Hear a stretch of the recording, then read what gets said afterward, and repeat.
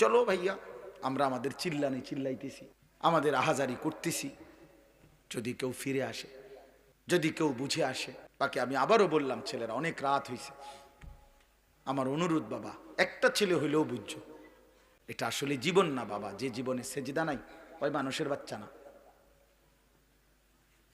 ওই শয়তান।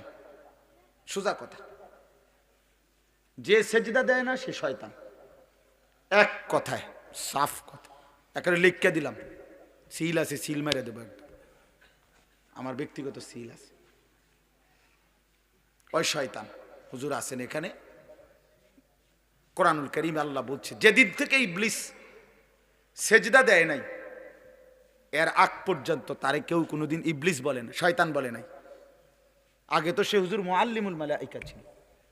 যেদিন সেজদা দেয় নাই সেদিন থেকে আল্লাহ বলছে, আজকের থেকে তুই শয়তান।